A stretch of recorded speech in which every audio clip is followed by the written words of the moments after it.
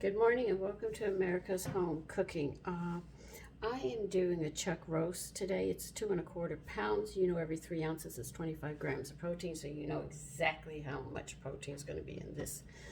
I took a baking dish and I greased it. Now, I am out of my meat seasoning. It's an all-purpose meat seasoning, so I'm going to be putting it together. So come join me. All right, let's see, 2 parts sage. All right, let me find my sage.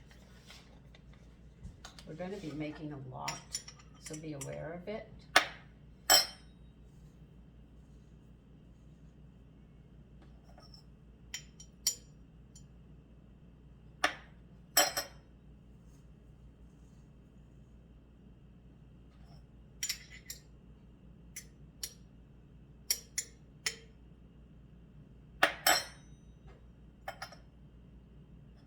So I'm going to be putting 4 tablespoons of sage in here.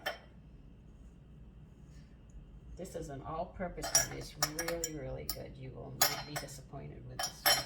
It's got good flavor and everything else. I'm trying to get it in here. All right, so you've got 4 tablespoons of that as I clean up my mess. Okay. My Jarman, you're going to need 4 tablespoons.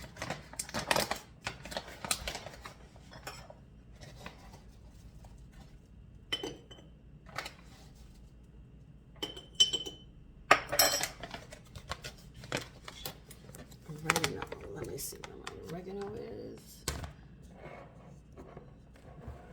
Just give me a minute. I've got a lot of seasonings here. And we're only going to put 2 tablespoons of oregano.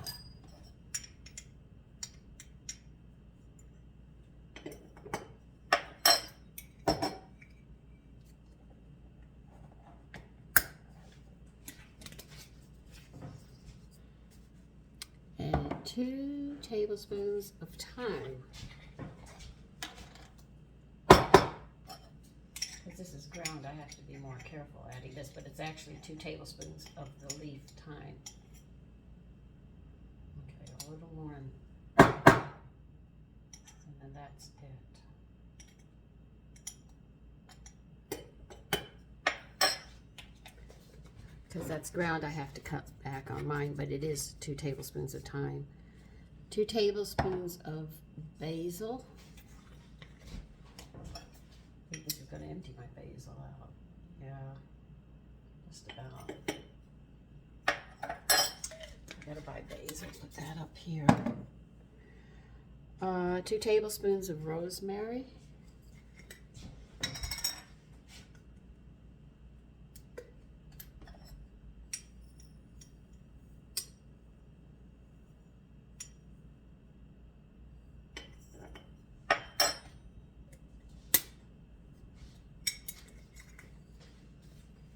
Two parts summer savory.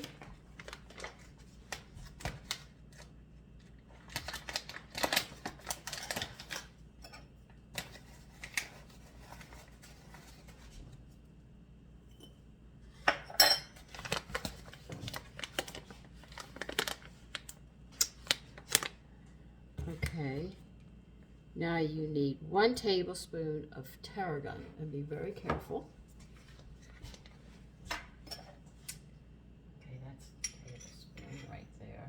Just have to go right there.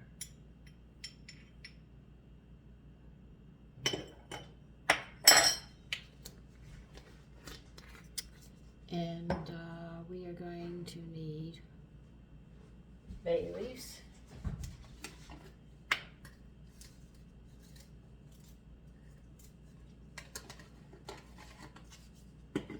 For me, I'm going to put 1, 2, 3, 4, 5. Let me just show you. I'm going to put this much bay leaf in, okay? As you can see, that's what I'm putting in mine.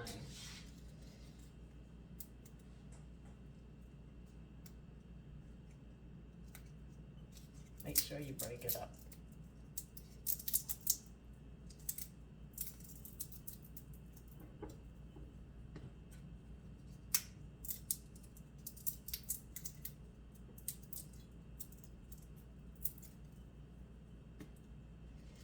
Then you shake this mixture up. And this is my meat mixture. They're all purpose. You can put it on any kind of meat. I'm wondering how it will go on hamburgers. Yeah, I'm going there.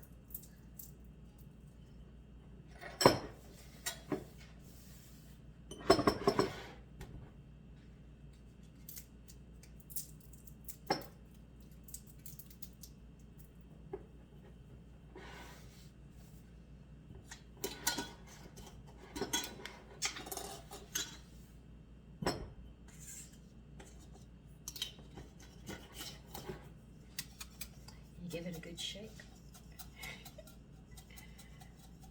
Okay, let me get the other stuff together and I'll be back. Okay. I am going to turn your oven on to 350.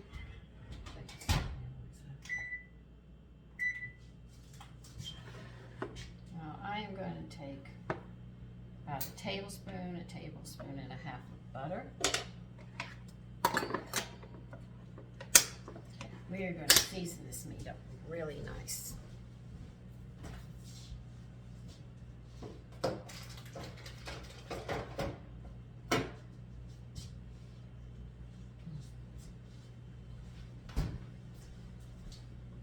Wow. You're going to have to use your hands for this. We're going to take, now that you, it smells so good. Shake it up, make sure it's thoroughly mixed. As it sits, it gets stronger, by the way. You're going to add seasonings into this butter. You're going to work your butter and seasonings together.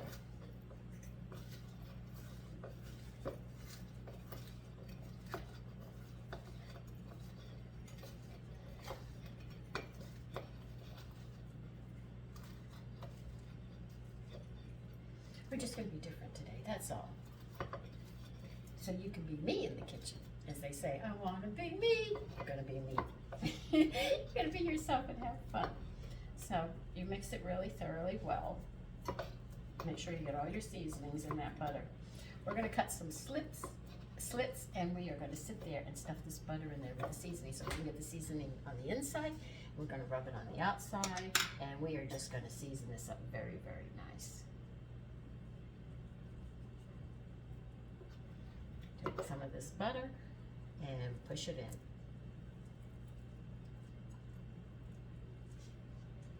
I know it's going to want to stick to your hand, but you push it in there. You don't need thousands of slits. Spread your knife to the side. If you want to open the meat, slide the butter in, slide the knife out.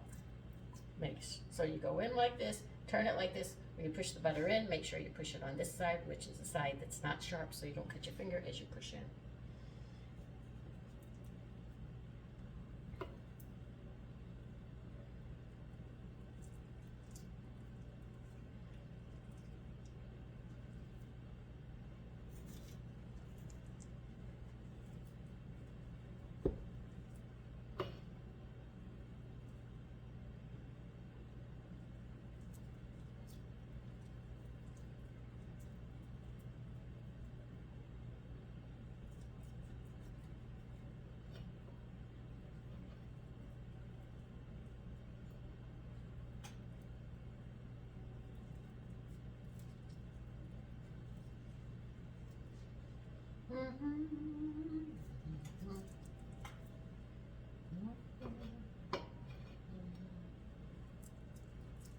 When you push deep enough with the knife, you're pretty much in the center of the meat. Okay, so you don't have to do both sides. This is going to be my last one. Shove it in there.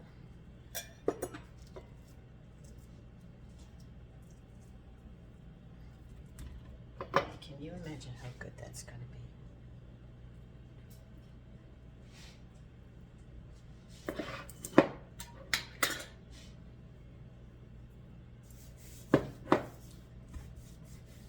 I told you we're not letting this meat get away from us. It's going to be a good one.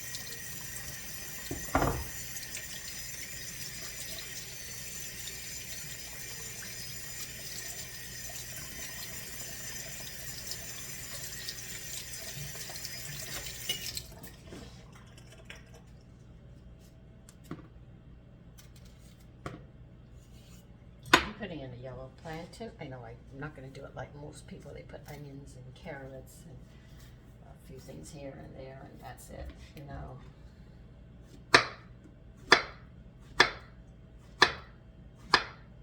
I will be adding, but I also add other things as well.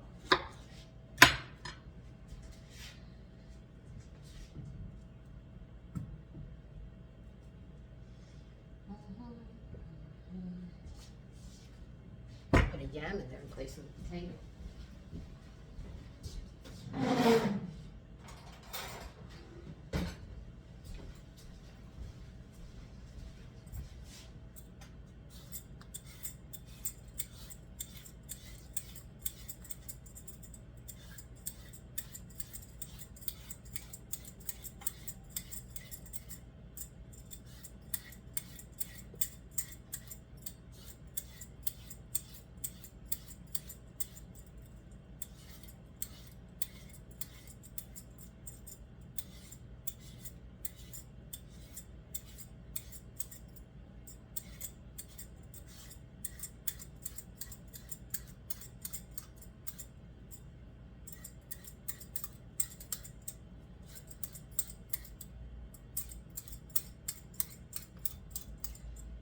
And that oat bread with seeds, that's what we're having with this.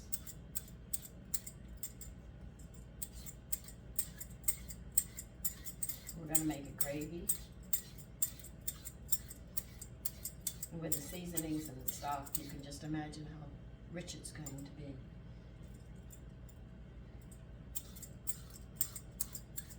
You don't always have to make the same dish the same way. If somebody likes the dish and you make it all the time, it comes to the point where they don't want it anymore and they don't enjoy it. But when you're versatile, and really versatile, you have the same cuts of meat, but you do different things with it, you're always exciting your family into what, you know, is coming next.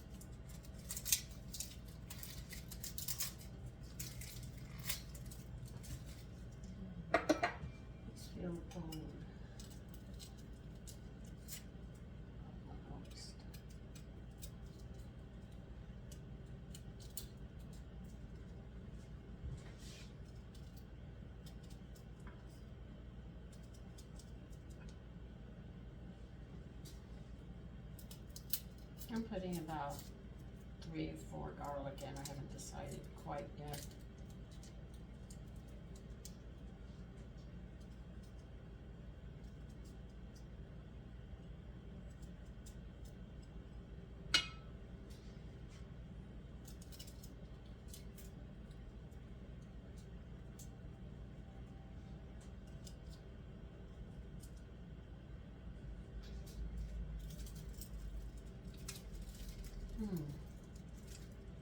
Concerned about where this garlic goes. Well, that's enough.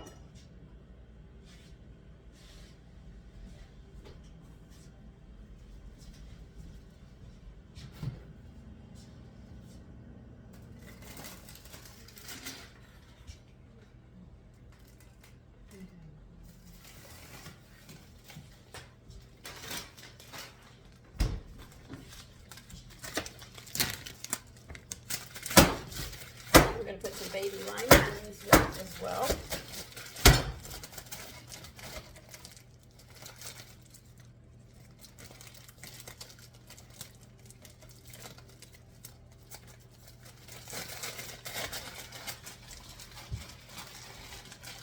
Hold on.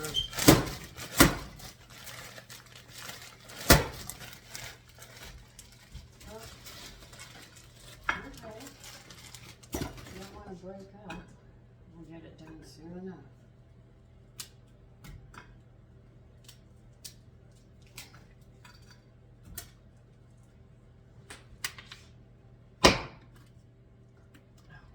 Great settings. Break. Okay, we're just going there.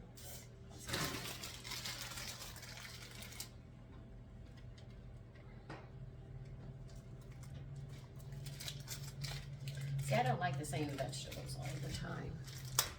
You have your basic recipe with, they'll say potatoes, carrots, onions. And that's pretty much what they do. But I'm going to put in mixed vegetables now with the rest of that I put in. Just to be different. Don't worry, I'm going to be adding salt and pepper.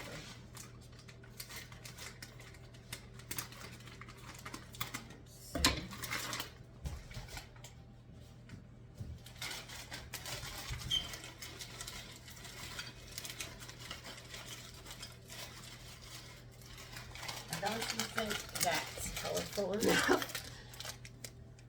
Oh,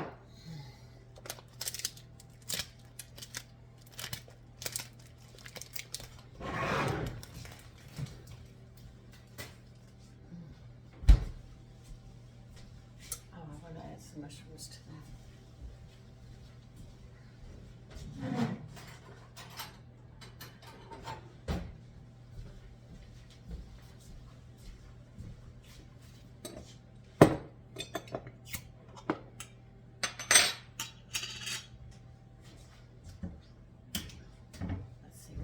Put that in something small.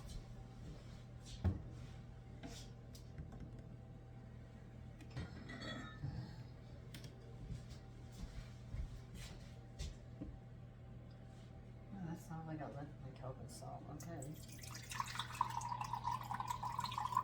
These are mushrooms that I canned.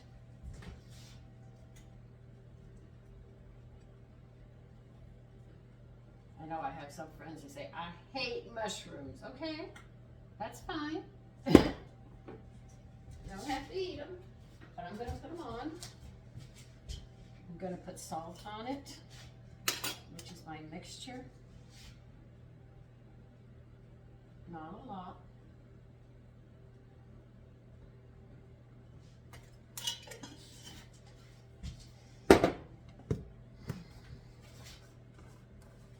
And pepper with all those seasonings, yes.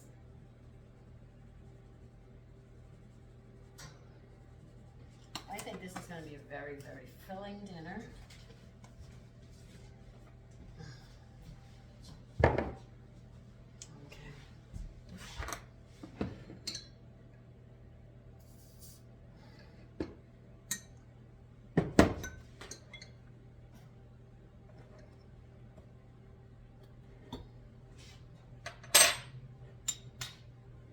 I'm going to pour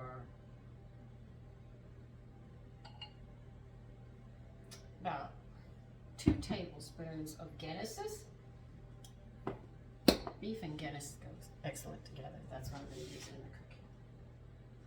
Just pour it over the meat. I'm going to cover this up and stick it in the oven and let it cook.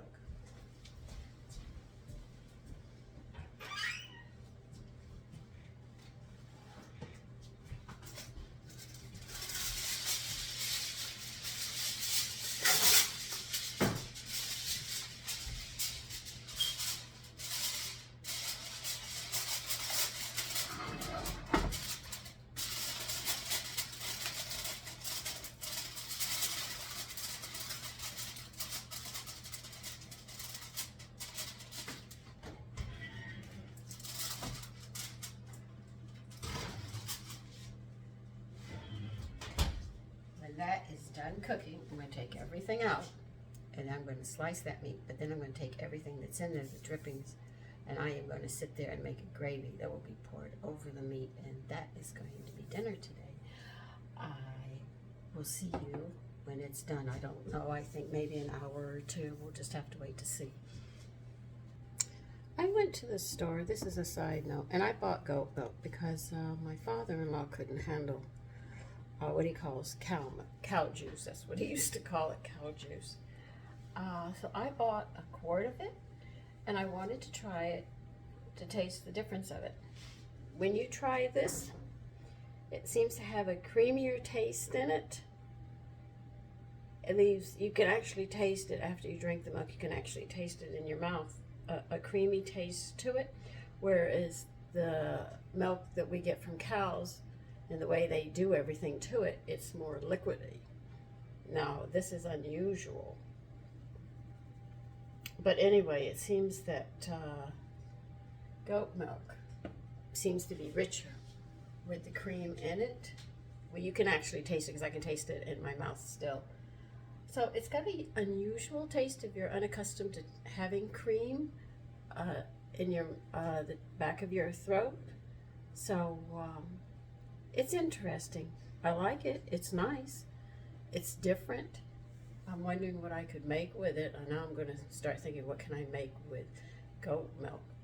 I'm starting to think again, just to make different dishes. But I wanted you to know that the flavor is, or if you compare it with the milk that we buy at the store, you can actually say, this is the creamier one and ours is more watery.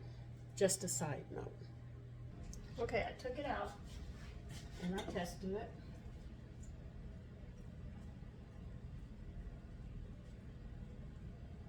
I'll show you. I'm going to take stuff off so you can just see how nice and colorful it is.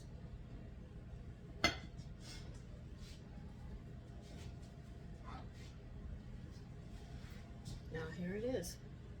Now, you have gravy and juice in here. I want to thicken up and make a gravy to go over this meat. So I'm going to get this stuff out. Remember, presentation and color is very important as much as taste. I mean, if you don't present it right to your family and it's colorful and it smells good, they're not going to want it. If you just say go to the pot and take what you want, they're not going to enjoy it. It's when you go through all this preparation and stuff for them, they love it. And it brings their appetite to the table. First the smells while it's cooking. Then when they see the table set, they get excited. Then when you bring the dishes out and how it's served on those dishes, serving dishes, they really get excited. Then the taste. That means the smell, the presentation, the way it was presented to them. They want to eat. They really do. So there's a lot of steps. Most people think, oh, you just cook it and throw it in the refrigerator, help yourself, or just leave it in the pot and let them just take what they want. They're not enjoying the meal. They're just eating perfunctorily. But what you want them to do is enjoy the food that you've gone through all these steps to make. So let me get this out and we'll get ready to make a gravy. Here are the vegetables. Isn't that colorful and nice? A lot of you could probably sit there and say, I don't have the money for the stuff that you have. You know, when my husband and I started, we had one mug, 2 plastic cups, 2 forks, and 2 regular butter knives.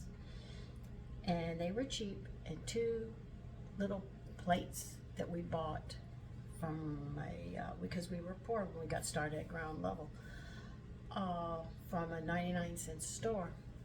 And we slept on the floor, literally. We had a foam that was only this thick, and we slept on the floor.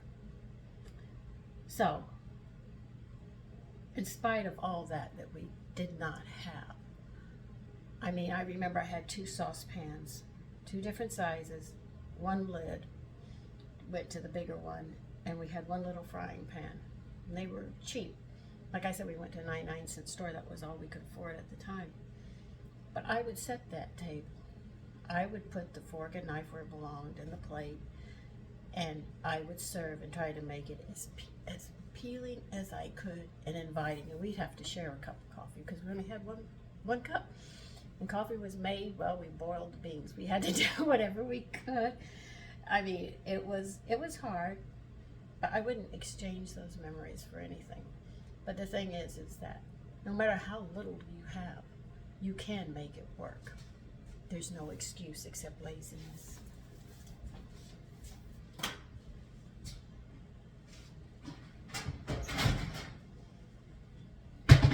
Now let me get this meat up, get it on the server. Then as I was explaining how we started out, through the years, I bought a tureen. I got a set of dishes, glasses, crystal. We just slowly did it, and that's how you do it. You build up on it. That fork that you see me whipping all the time, that fork goes way back with us. Okay?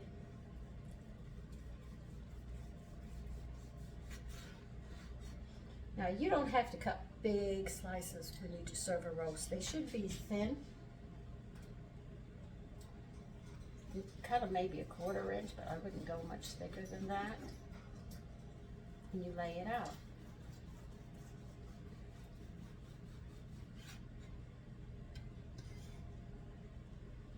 So a lot of the equipment you see has a history with my family and I, and my husband.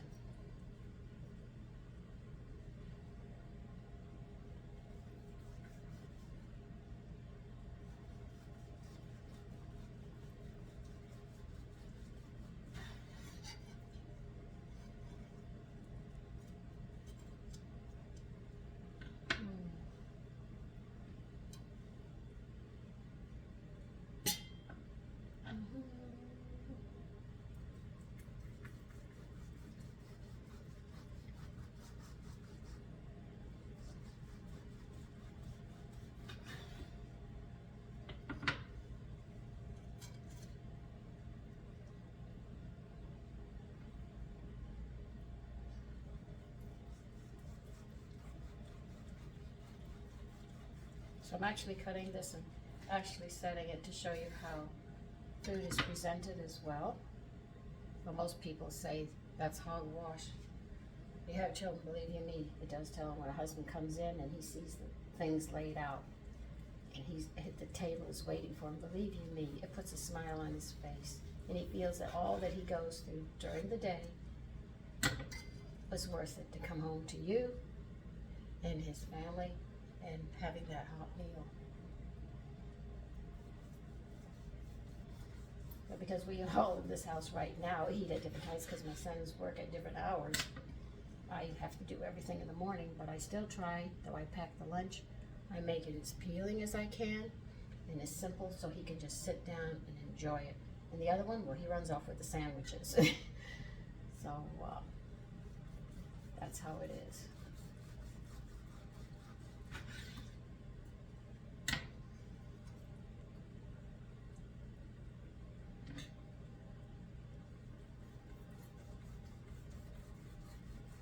Now some people will carve only half the meat and then lay it out on a platter so you can see you eat this much and then you can slice more.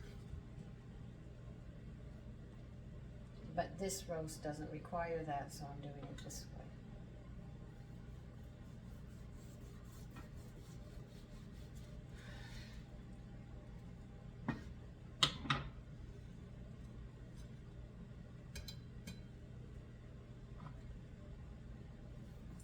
And you can smell those seasonings that we packed in. It's really strong.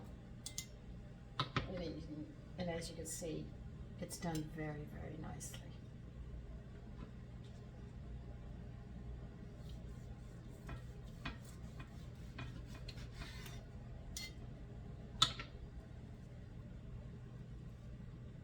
Okay, now I'm not going to cut this piece. I'm just going to lay it on the side there.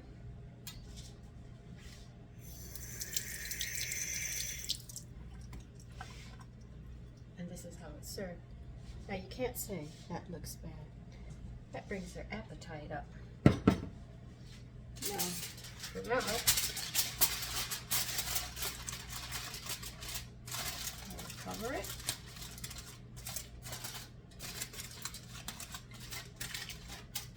Move that to the side.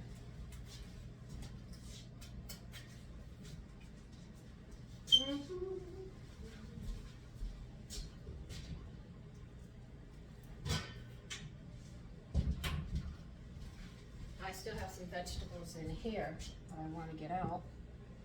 So I'll put my vegetables back over.